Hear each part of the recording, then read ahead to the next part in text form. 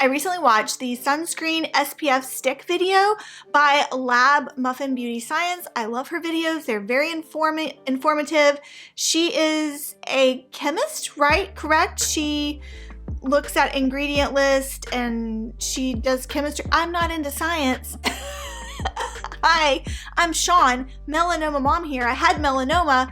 Now I review sunscreens because I'm trying to prevent skin cancer. So join me by subscribing to this channel. I am not a scientist.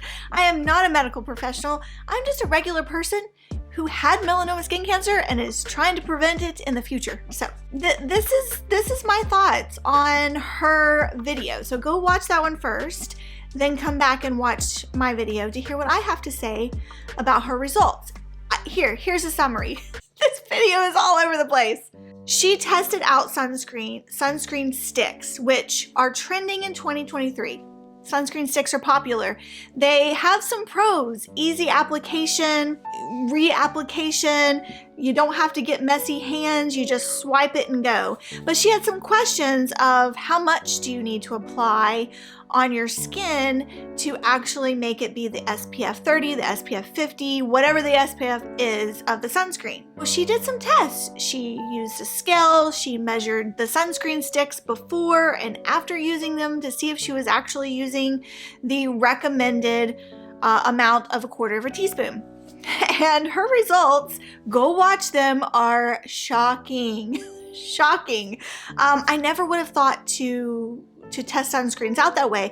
And I do love a stick sunscreen. My son, is especially helpful for him because he can swipe it on his own face. He doesn't complain about it. They're usually typically not sticky and greasy. They're usually just easy, especially for kids. And I have been testing out stick sunscreens, and you're going to continue to see videos of stick sunscreens because I do think there is a place for them in our life. But my eyes were open after watching her video and seeing her results that she wasn't applying enough. So now I know I am not applying enough. However, looking through the comments in her comment section, I did see a comment of, is there a difference in SPF application of a sunscreen stick versus a liquid? Do you have to put the same 1/4 teaspoon on? Like, where is the research? Has anybody done any research on, is the same amount needed? Which I thought was a valid question, and I did not hear her answer that in her video. She was working with the assumption that a 1/4 teaspoon of a sunscreen stick would give the same SPF as a 1/4 teaspoon of a liquid SPF. I still think there's a lot of questions about SPFs and amount and application. Let's talk about the sunscreen sticks that I have recently reviewed.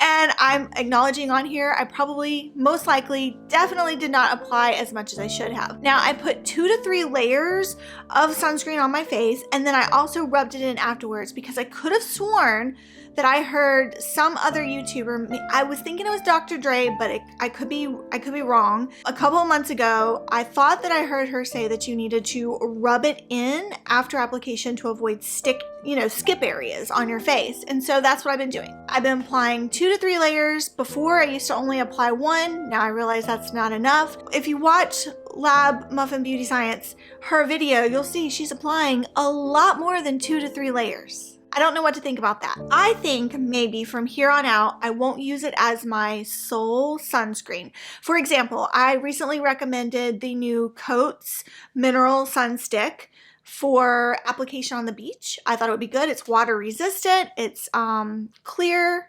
Even though it looks tinted, it's clear. It goes on really smoothly, but I didn't like how greasy it felt on my face, but I thought it might be good for like a pool situation because it's water resistant. But if you can't apply enough on your face to get the SPF, I don't know that I can recommend that. I think from here on out, I'm going to apply with a regular sunscreen and then use a stick for touch-ups and on the go, and to help teach my kids about using sunscreen. That's my thoughts on that. A review that you haven't seen yet that will be coming is me comparing 3 different Neutrogena SPF sticks. One that I've done a review on last year that I absolutely loved. Another stick I reviewed, I thought I was buying the same stick. Come to find out I wasn't. So that video on that sunstick is coming. I did a review on Baba Botanicals sunstick, and I did one on, Eliza Vecca Milky Piggy, which my daughter absolutely loves. Oh no, and I just realized I sent her to school without sunscreen on. Because it was so cold this morning and I wasn't thinking. And they were out of school yesterday, and I sent my child to school without sunscreen on.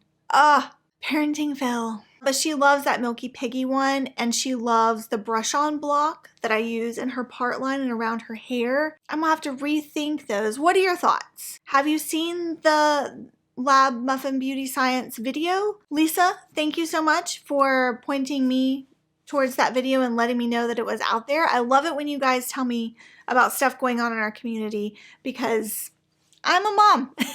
I don't see everything, so I really appreciate your help when you let me know about stuff happening in the sunscreen world or the melanoma world. Today's a great day to wear a sunscreen, and I'm trying out a new one on my face. And spoiler alert, I love it, and it's natural matte, and it's all mineral, and you can find it in your drugstore. See you in my next one. Bye.